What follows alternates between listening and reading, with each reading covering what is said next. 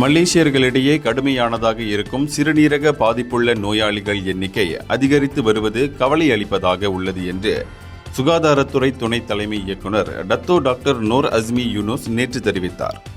மோசமான நிலையில் உள்ள சிறுநீரக நோயாளிகளின் எண்ணிக்கையை குறைக்கும் இலக்கை அடைவதில் எத்தரப்பினருடனும் ஒத்துழைப்பதில் திறந்த மனப்போக்கை சுகாதார அமைச்சு கொண்டிருக்கிறது என்று அவர் கூறினார்.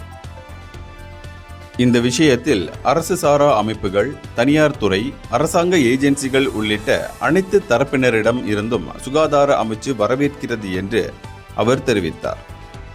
மிக கடுமையான சிறுநீரக கோளாறு உள்ள நோயாளிகளின் எண்ணிக்கை ஒவ்வொரு ஆண்டும் அதிகரித்து வருவதை எங்கள் தரவுகள் காட்டுகின்றன.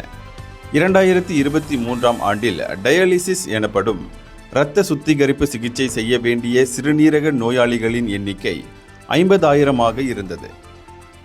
அதோடு ஒவ்வொரு ஆண்டும் புதிதாக 10,000த்திற்கும் அதிகமான சிறுநீரக நோயாளிகள் டயாலிசிஸ் சிகிச்சை மேற்கொள்ள தொடங்குகின்றனர். 2040ஆம் ஆண்டு வாக்கில் 2 மடங்காக உயரும் என்று எதிர்பார்க்கப்படுகிறது எனவும் அவர் கூறினார்.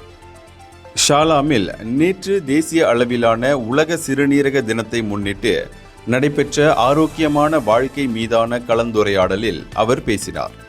இதற்கிடையே சிறுநீரக நோய் பாதிப்பை தவிர்க்கவும் அதனை முன்கூட்டியே கண்டறிந்து சிகிச்சை அளிக்கவும் சுகாதார அமைச்சு மேற்கொள்ளும் வியூகங்களை தொடர்ந்து ஆதரிப்போம் என்று மலேசிய தேசிய சிறுநீரக அறக்கட்டளை உதவி தலைவர் டாக்டர் டி திருவேந்திரன் தெரிவித்தார். இந்தியர்களின் இதய குரல் மக்களோசை.